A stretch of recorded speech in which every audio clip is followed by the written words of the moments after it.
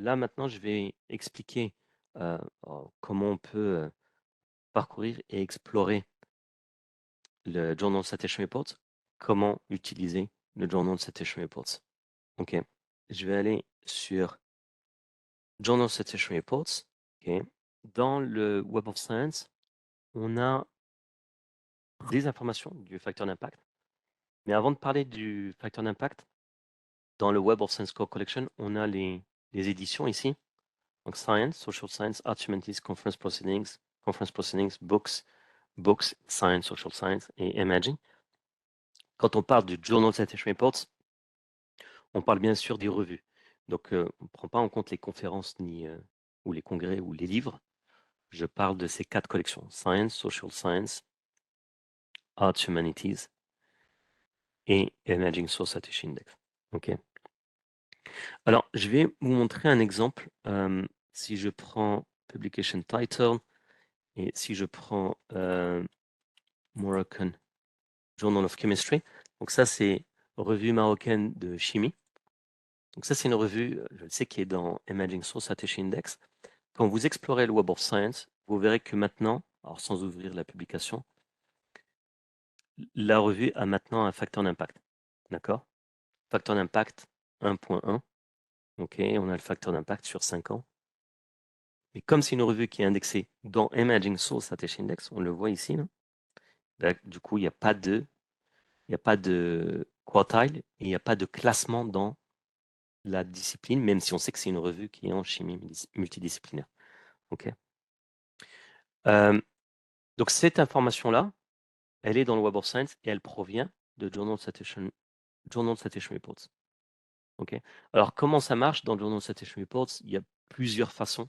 Bon, je vais expliquer un petit peu comment ça fonctionne. On a différentes façons. Donc on a la recherche, soit par nom de revue, soit par ASSN, c'est l'identifiant unique de la revue. Soit on veut explorer une catégorie en particulier, un éditeur spécifique, par exemple Springer, où je veux étudier toutes les revues de Taylor Francis ou Elsevier, par exemple, ou un pays en particulier. D'accord? Alors ça, c'est une façon de faire, c'est juste une barre de recherche. On a directement un lien ici vers la liste des revues, la liste des catégories, la liste des éditeurs et la liste des pays. Donc selon ce qu'on veut faire, d'accord, on va utiliser la recherche qui va bien. Si moi je sais déjà, je cherche une liste de revues dans ma discipline. Soit je tape ici ma discipline, ou je vais aller voir la discipline ici. Si je connais déjà le nom de la revue, je mets le nom de la revue. Prendre une revue, là je vais prendre une revue que je connais bien. Si je prends Scientometrics, OK. Alors, il va me sortir plusieurs résultats. On a une revue qui s'appelle bien Scientometrics. Il y a une autre revue qui contient le mot Scientometrics dans le nom. Donc, il y en a 2 qui contiennent Scientometrics, c'est celle-là qui m'intéresse. Mais on regarde des fois aussi, si je mets Science ou si je mets Engineering, il va potentiellement me sortir la discipline Engineering ou les disciplines qui contiennent le mot Engineering et ainsi de suite. OK, donc là, moi, j'ai déjà ciblé la revue, je veux analyser le profil de la revue. Donc là, je vais avoir toutes les informations de la revue. Alors bien sûr, le titre, je peux switcher d'une année à une autre. Donc ça, c'est 2022, c'est la dernière année disponible. C'est une revue qui est indexée dans 2 collections, en sciences, mais aussi en sciences sociales, et dans 2 catégories. La science de l'information et tout ce qui est implication interdisciplinaire en informatique. C'est une revue qui est éditée par Springer, donc Pays-Bas, et c'est une revue qui publie un numéro par mois. D'accord? 12 numéros par an. Donc là, on a la performance, on a le facteur d'impact. Donc là, vous voyez, on a réduit à une décimale. Pour tous ces indicateurs, on explique, on donne le calcul. Donc on prend les publications de 2020-2021 et on regarde combien de fois elles ont été, en gros, c'est ça la formule, combien de fois elles ont été citées en 2022. D'accord? Donc on divise le nombre de citations par le nombre de publications. Donc ça nous dit qu'en moyenne, une publication publiée dans cette revue en 2020 et 2021 était citée en moyenne 3,9 fois. D'accord? Bon, à partir de là, on a aussi l'indicateur 0,87. D'accord? Donc, on a la tendance les 5 dernières années. On a la distribution, donc ça, c'est ce que j'ai montré dans ma présentation. On a des informations au niveau de l'accès ouvert. Donc ça, c'est une revue qui est dans sciences sociales et sciences, qui est indexée dans Science et Social Science. Et donc, du coup, on a le classement, ce qui n'est pas le cas pour Imaging et pour Arts Humanities, et on a le quartile correspondant. Donc là, on a à peu près 100 revues. Donc là, on a compris le 25 premiers pourcents, c'est Q1. Donc là, elle est dans le deuxième quartile, dans le deuxième 25% de 110. Donc c'est Q2, ainsi de suite. OK. Pour utiliser Journal Citation Reports, il y a aussi ici ce qu'on peut faire. Si je prends une autre revue, Quantitative Science Studies. Ça, c'est une autre revue de mon domaine. Voilà, donc par exemple ici, là du coup, c'est une revue qui est dans Imaging Source Citation Index. Donc là, tout de suite, on le sait, il y a un facteur d'impact, d'accord, qui est plutôt élevé par rapport à Scientometrics, vous voyez, alors que c'est une revue qui est dans la même catégorie.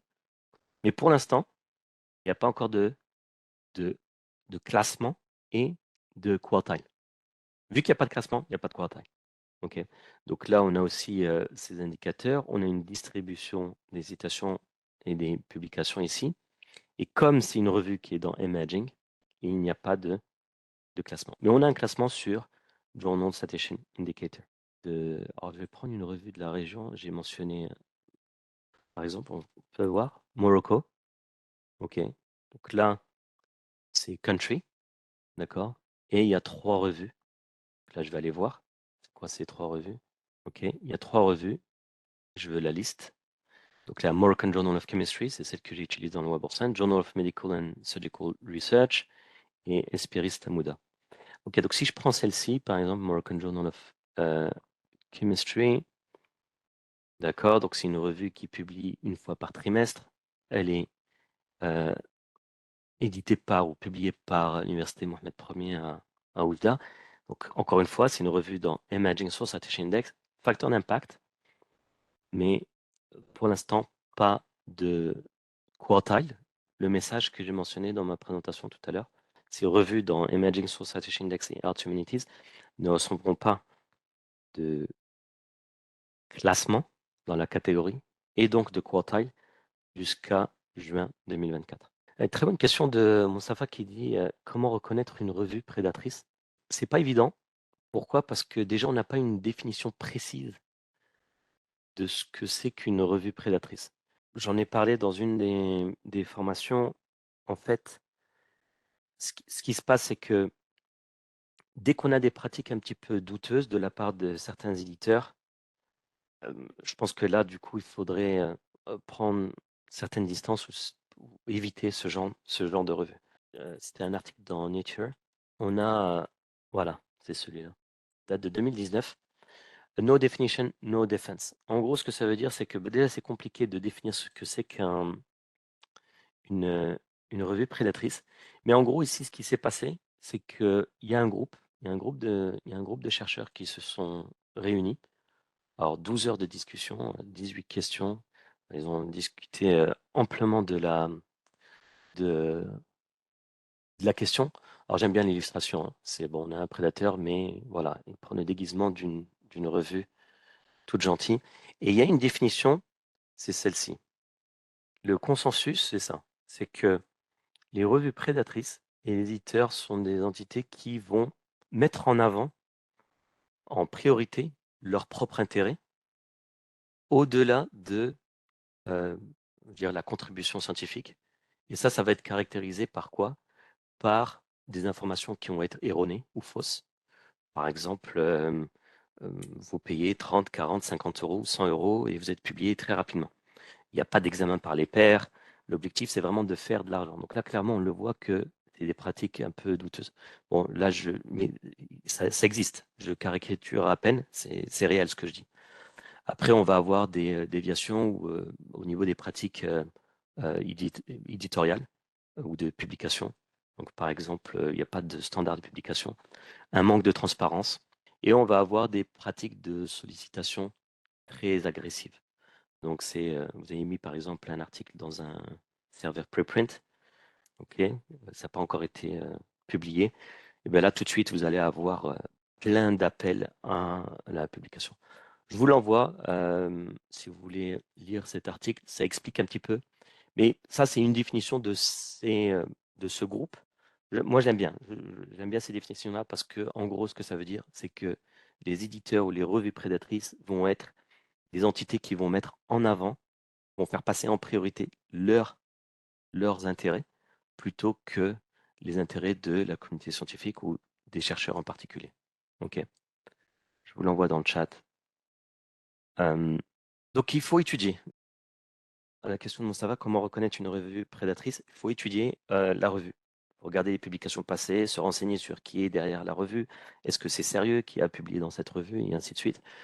Mais on peut même juste regarder. Des fois, il y a des revues qui vont essayer de faire de l'argent alors qu'elles n'ont même pas de ISSN, c'est-à-dire qu'elles ne sont même pas identifiées. Il n'y a même pas d'identifiant unique de la revue. Journal Citation Reports, moi, ce que je fais, je mets l'identifiant unique ou le nom de la revue. Après, moi, ce que je vous conseille aussi, c'est comment identifier une revue pour publication. Vous l'avez ici, il y a un outil qui marche bien, Match Manuscript. Il va, à partir de votre titre et résumé de votre publication, il va vous suggérer des revues qui sont indexées et qui ont un facteur d'impact. D'accord? Donc ça, c'est un bon outil. Il suffit de se connecter. On crée un compte gratuit. Je vous l'envoie ici aussi. Je vous l'enverrai par mail. Donc là, je vous fais un exemple. Je me connecte.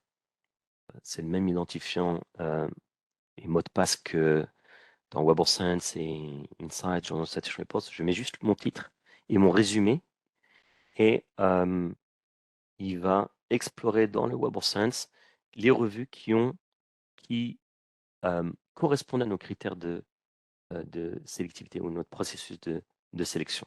Donc, il suffit de mettre le titre et le résumé de votre manuscrit. Ça aussi, j'ai fait une formation là-dessus. Vous pouvez regarder comment trouver des revues pertinentes pour votre publication. Ok, alors il y a une question de Pascal qui dit quelle différence y a-t-il entre les quartiles? Et donc là, on représente ça de différentes façons. Elle est dans le 65e percentile ici. Ok, on le représente ici de cette façon et on l'a pour chaque année. Question de Sophia qui dit je fais des recherches dans le domaine de la biologie médicale.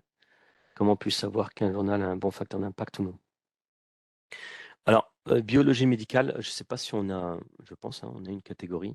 Si on n'est pas sûr des catégories, il y en a 254, c'est très précis, mais on peut aller dans ce que j'ai fait ici. Au lieu d'explorer, donc j'ai cherché par nom de revue tout à l'heure ou par pays, mais là, je vais aller chercher les catégories. OK?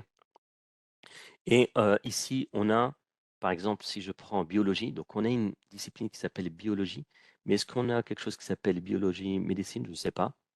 Donc, ce que je vais faire, si on ne sait pas, et donc on va juste taper le nom médecine, et on va avoir plusieurs médecines. OK? Donc, on a les noms des revues, donc ça, c'est journal name. Moi, je veux, s'il n'y a pas des catégories qui contiennent médecine, qu'on a medical ethics, médecine legal. Donc, il faudrait que je sois plus précis. Médecine, OK. Sinon, ce que je vais faire, je vais repartir sur toute la liste des catégories. On a le domaine, c'est quoi? Biologie médicale. Je ne suis pas du tout expert dans le domaine, mais je vais regarder. On a biochemistry, biology, biophysics. OK. Ensuite, on a clinical medicine. Peut-être que ça sera plus par là. Donc, on a plein de médecine ici. Medical, laboratory, technology, research and experimental. Médecine. On va prendre médecine general and internal. Sinon, ce qu'on peut faire, je vais juste. Bon, ce que je vais faire, bon, là, c'est pas précis, mais soit je prends la catégorie qui colle le plus, par exemple general and internal medicine, ou je vais prendre toutes les revues qui contiennent le mot médecine. Donc, il y en a 679. Et la question, c'est comment on peut savoir qu'un journal a un bon facteur d'impact ou non. Alors, c'est une bonne question dans le sens où c'est quoi un bon facteur d'impact? Bah, dans mon cas, par exemple, Scientometrics, tout à l'heure, j'ai été dans la discipline et je regarde le classement d'une revue en particulier par rapport aux revues de la même catégorie. Alors, si je prends par exemple, on a cette revue-là, je vais prendre la première, juste à titre d'exemple. Donc, bien sûr, elle est dans le Journal Citation Reports, donc cette revue a un facteur d'impact, mais comme elle est dans Science, elle aura aussi un classement. D'accord? Donc, 1.6, la question de Sophia, en gros, c'est 1.6, est-ce que c'est bon ou c'est pas bon? Ok. Pour cette revue-là, qu'est-ce qu'on fait? Bon, déjà là, on le représente ici, c'est que cette revue-là, elle est dans le 29,6 percentile. Mais pour avoir une idée plus exacte du classement de cette revue, ben là, cette revue-là, qui est une revue de médecine générale interne, elle est classée 118e sur 167 revues. Donc c'est une très bonne question, c'est est-ce que 1.6 c'est bon? Ben, ce qu'on va faire, c'est qu'on va comparer avec les revues du, euh, du même genre, c'est-à-dire dans la même discipline. Je vais en prendre une autre. Donc là, je vais commencer par la catégorie. Donc on a une catégorie générale, mais dans médecine clinique, on a 59 catégories. Il y a 7000 revues, c'est énorme. Je vais reprendre celle de tout à l'heure, ici. Et pourquoi on a un split ici? C'est parce qu'on a des revues émergentes qui sont des revues de médecine, mais on a aussi dans la revue, dans la collection scientifique, ou Science. Je vais prendre celle-ci pour l'instant. Ok. Donc là, on retrouve Lancet, par exemple, New England Journal of Medicine, BMJ, British Medical Journal. Donc ça, c'est des revues très connues dans le domaine et facteur d'impact très élevé. On le voit, 168, 158, 120. D'accord? Mais après, ça descend très vite. 81, 39, 20, on est dans la dizaine. Et après, ben, on va retrouver notre revue tout à l'heure qui avait 1.6. J'ai pris tous mes indicateurs par défaut, mais je peux avoir d'autres indicateurs normalisés, etc. Je peux customiser si je veux rajouter d'autres indicateurs. On a vraiment plein d'indicateurs. Encore une fois, c'est pas l'objectif de cette session ici. Euh, je, je peux même partager ça si je veux. Je copie le lien et je vous l'envoie. Ou là, par exemple, je dis, voilà, je suis en médecine, je veux que les revues Q1, d'accord? Ou Q1 et Q2, ok? Euh, et j'applique ce filtre. Ok, je veux les comparer. Donc, revue très influente. Je vais ajouter à ma liste. Je vais mettre top 5 euh, Design Journals. Ok. Voilà, après ici, j'aurai dans ma liste de favoris. Voilà, je sais, ça c'est le top 5 monde en médecine. Ok. Donc là, je passe, mais en gros, c'est ce qu'on peut faire avec le Journal Citation Reports. Voilà. Ok. Pour les revues par pays, je ne sais pas comment c'est organisé, mais il peut y avoir des revues tunisiennes, par exemple, mais j'essaierai de les classes dans d'autres pays, peut-être selon je ne sais quels critères. Ouais, très bonne question de Ender. En fait, c'est vrai. Alors là-dessus, on peut travailler là-dessus. Il suffit de m'approcher si. Alors, je vais vous donner un exemple. Si je prends tunisien ici, je vais voir. OK. Donc, on a 3 revues, d'accord? Mais pourquoi elles sont considérées comme des revues tunisiennes? Simplement parce que, si j'en prends une ici, c'est que l'adresse, ici, nous, on a identifié cette revue comme étant une revue tunisienne, même si elle est publiée par Springer qui est en Allemagne. D'accord? Donc ça, on peut jouer là-dessus. Si je prends celle-ci, voilà. Donc là, clairement, cette revue, elle est publiée par l'Université Tunis Al-Manar, clairement à Tunis, en Tunisie. D'accord? Euh, mais on peut travailler là-dessus. D'accord? Donc là, je regarde celle-ci. Voilà, ça aussi, pareil. Journal of the Tunisian Chemical Society, donc c'est une revue tunisienne, mais elle est éditée par Springer. Donc on peut travailler là-dessus. Donc on a le pays ici. S'il y a des informations qu'il faut corriger, on peut corriger ça. Donc la réponse est s'il y a des revues qui n'ont pas le bon pays assigné ici, bon, ça on peut corriger. D'ailleurs, même dans la section ici, hein, il suffit de nous contacter, d'accord? On peut nous contacter, soumettre une demande ici et dire voilà, non, cette revue, c'est bien une revue marocaine, algérienne, tunisienne ou n'importe quel pays, et on peut corriger ça. Dans le JCR, pour la Tunisie, il n'y a que 3 revues, pour les nôtres, en même, il y en a 5. Ouais, donc il faudrait trouver les 2 autres et on peut corriger ça. Je voulais vous interroger à propos du choix du journal pour publier notre article. Comment on peut procéder? Alors, j'ai une formation complète sur le sujet. Ça a duré 1 heure, je crois, 1 heure et demie. C'est une longue session. Il y a une formation sur le sujet sur mon site qui s'appelle Choisir une revue pour publication. Je vous envoie ici. Donc, il y a des idées de revues par rapport au sujet de recherche, rapport de citation, liste des revues indexées dans Web of Science et Manuscript Match. Ça, c'est les 4 façons. Je vous l'envoie ici. Les idées de revues par rapport à un sujet de recherche, rapport de citation des revues. Donc, c'est Journal Citation Reports, les listes des revues indexées dans Web of Science et Manuscript Match. Est-ce qu'on peut publier, question de Niman qui dit, est-ce qu'on peut publier un article en langue française dans les bases de données Scopus? Alors, Scopus, j'ai pas la visibilité, mais dans le Web of Science, oui. Je pense que Scopus aussi. Il n'y aura pas beaucoup de revues, mais il y a des revues qui publient en français.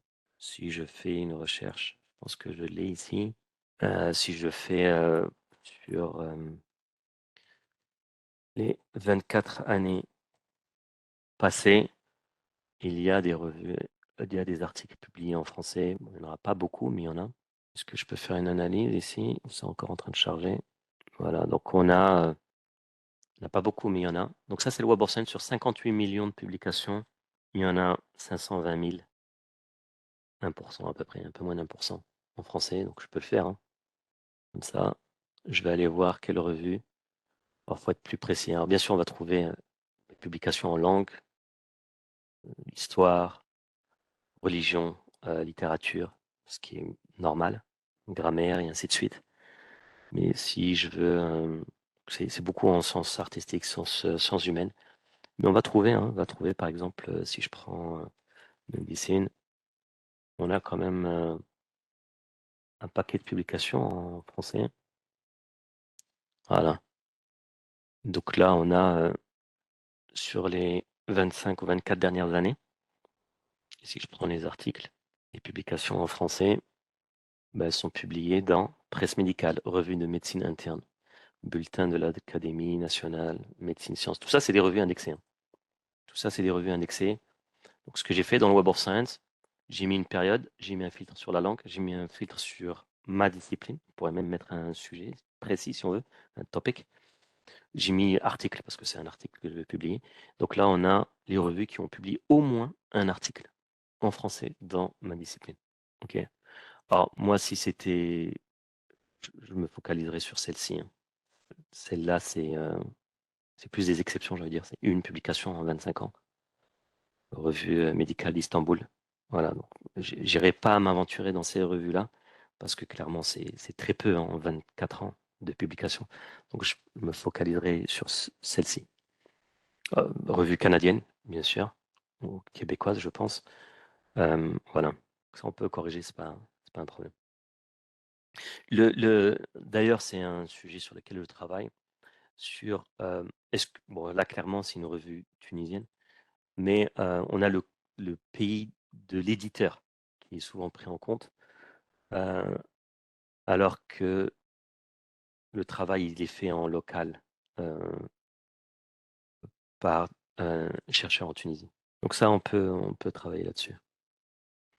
Ok, il y a une autre question sur les autocitations. Oui, donc par exemple, Journal Impact Factor. Alors pour cette revue en particulier, ok. Donc je vais vous montrer un exemple. Je l'ai vu tout à l'heure ici. Si je prends Journals, ok. On a l'indicateur ici. Il faut l'ajouter. Il s'appelle Journal Impact Factor without self-citations. Donc, on a le facteur d'impact, ici, 2022. On a le facteur d'impact sur 5 ans. On a le quartile correspondant. Et si on veut le facteur d'impact sans les autocitations, il est là. Donc là, par exemple, pour cette revue, Nature, 64.8, on passe à 64. Donc là, on le voit, les autocitations au niveau de Nature, il y a peu d'influence. Science, c'est du même ordre de grandeur. On passe de 56.9 à 56.4. Mais il y a des revues où l'influence des autocitations va être plus élevée. Par exemple, celle-ci, 3.7 à 2.5. D'accord. Là, on voit qu'il y a une forte influence des autocitations. Ou 4.9, 3.4 par exemple. Et c'est pas forcément mauvais, hein, parce qu'il y a des disciplines qui sont petites dans le sens où il n'y a pas beaucoup de revues. Donc forcément, si on publie dans une revue, il y a de fortes chances qu'on cite une publication, même si c'est pas la nôtre, qui a été publiée dans la même revue dans laquelle on a soumis notre manuscrit. Donc ça, c'est une autocitation. Ok. Alors, une question de Nabil qui dit, est-ce que Clarivate est multilingue? Est-ce qu'il intègre la langue arabe? Oui. Bon, ça, on sort un petit peu du sujet de la formation, mais on a l'interface ici en arabe. Ok, on l'a en plusieurs langues. Russe, espagnol, portugais, chinois, thaïlandais, japonais et coréen. Donc ça, c'est les langues qu'on a, et bien sûr anglais. Et dans Web of Science, on a une base de données qui s'appelle Arabic Citation Index, qui indexe la littérature de la même façon qu'on fait, hein, dans le Web of Science Collection.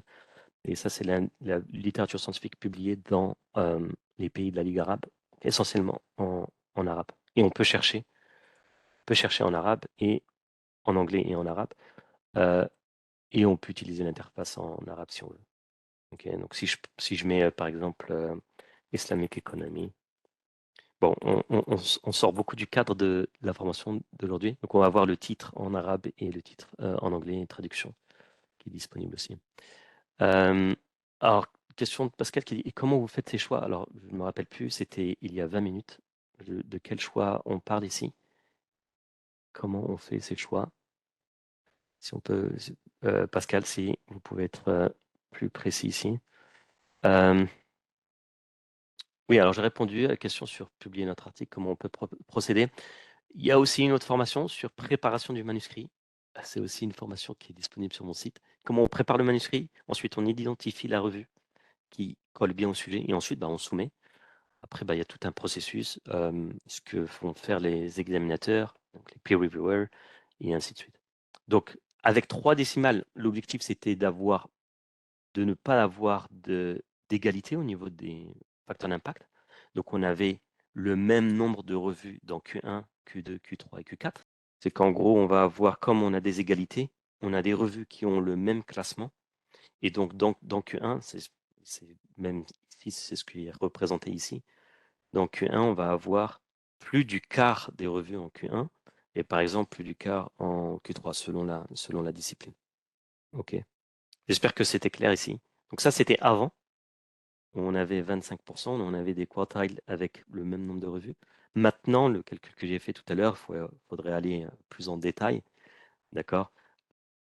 Faut voir la distribution, c'est pour ça qu'il faut aller voir dans le graphique et voir selon le classement de la revue et selon le percentile. Donc, c'est ce qu'on montre. Bon, ça, je pense que c'est une revue Q1. Bon, allez, deuxième sur 167. Mais voilà, j'ai le percentile ici, là. Et j'ai même le classement qui me dit que, voilà, elle est dans Q1. Donc, effectivement, maintenant qu'on a des égalités, les quartiles n'ont pas ou n'ont plus du tout la même taille. Okay, c'est ce que je dis ici. La hauteur de chaque barre ici représente le nombre de revues dans chaque quartile. Oui, vous aurez l'enregistrement de la séance. Il faut juste me laisser un petit peu de temps. Je récupère l'enregistrement et je le mettrai à disposition. Ok, alors je ne peux pas répondre à toutes les questions sur les revues en médecine, les revues en sciences de gestion. J'ai montré bon, c'était mon domaine, mais après j'ai pris la médecine. Il faut aller dans Journal Citation Reports et ensuite trouver la catégorie qui colle le plus à votre domaine. Mais je ne recommande pas de revue parce que ça dépend vraiment de vous, en fait. C'est quoi votre stratégie de publication? Une publication dans une revue Q1 ne veut pas dire que la publication est pointue. Il y a quelqu'un qui a posté ça. Non, ça veut dire que la publication, le manuscrit a été soumis à une revue qui a une influence moyenne élevée, la plus élevée, ou parmi les plus élevées dans la discipline. Ok. Oui, alors je peux pas. Il y a beaucoup de questions personnelles, hein. Journal of Al-Qura, il faut se connecter à Journal Citation Reports, vous cherchez selon la revue et vous allez tout de suite trouver quartile. Non, il y a une question de Hin qui disent qu'on peut envoyer le même article à plusieurs journaux pour qu'on puisse augmenter la chance d'accepter l'article. Non, non, non, non, surtout pas faire ça. Oui, alors la différence entre facteur d'impact et les autres indicateurs, il y a beaucoup d'indicateurs qui sont disponibles, mais tout est assez bien expliqué dans. Alors vous avez ici, il y a les différents indicateurs là. Les indicateurs d'impact, les indicateurs normalisés, c'est-à-dire qu'on va comparer par rapport à un contexte particulier, qui est la discipline. Et on va avoir des indicateurs qui sont liés à la source, c'est-à-dire à la revue qui a été citée ou qu'on cite, selon le point de vue de la revue. Okay. Dans l'aide, ici, on vous explique un petit peu ici comment utiliser le Journal Citation Report, c'est-à-dire comment trouver le facteur d'impact, explorer les revues, explorer les éditeurs et comparer les revues. Mais on a aussi, dans la section Help, on a un guide ici. Et dans le guide, comme un glossaire, voilà, c'est ça, il est là. Et on va expliquer, par exemple, si je trouve Immediacy Index, voilà, donc ça c'est un indicateur qui va vous donner, qui indique la vitesse moyenne à laquelle une revue est citée en moyenne. D'accord? C'est quoi le ISSN, c'est quoi le Journal Citation Indicator, le quartile, et ainsi de suite. Ok? Donc ça, c'est la définition d'un quartile. C'est ça. C'est sur le rang, selon le classement d'une revue, ok, ben on va découper la catégorie en 4 et on va avoir la définition des quartiles ici. Alors, plein de questions qui sont.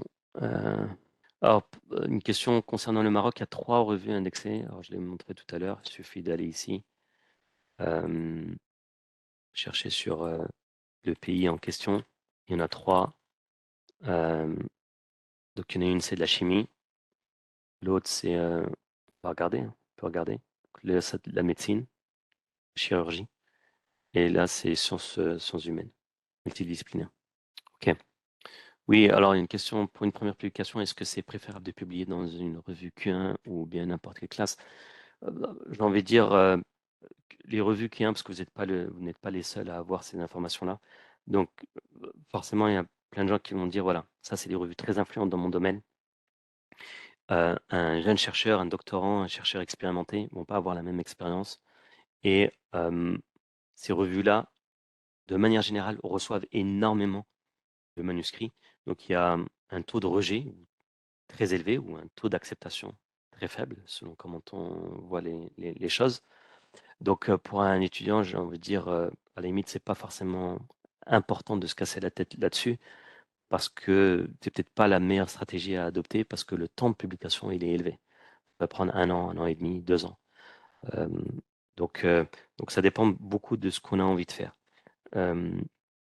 Mais voilà, quand on publie dans ces revues qui sont très influentes, ça augmente les chances d'être plus influent parce que voilà, on a publié dans une revue qui a peut-être une grande réputation, mais bien sûr un impact moins élevé, mais ça donne pas une garantie d'être cité.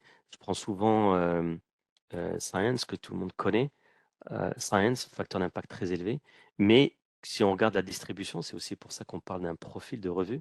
Quand on regarde le profil de cette revue-là, ok, qui est, si on regarde euh, la distribution, ben, on constate qu'il y a pas mal d'articles qui ne sont cités qu'une ou 2 fois. Donc ça, les articles, c'est en gris. ok.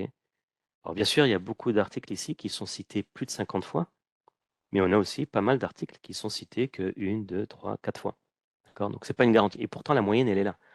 D'accord? Donc on a le médian pour les reviews, on a le médian pour l'article, et on a le facteur d'impact qui est de 56. Ok, mais tout le monde n'est pas cité 56,9 fois, parce qu'on va avoir des publications avec 200, 300, 400 citations, et on a le médian ici. Hein. D'accord? Donc là, on voit clairement la distribution des citations pour Science. Elle est vraiment elle est tordue, hein, elle n'est pas du tout centrée sur la moyenne. Ok? Alors merci à toutes et à tous. À très bientôt pour d'autres formations et bon courage.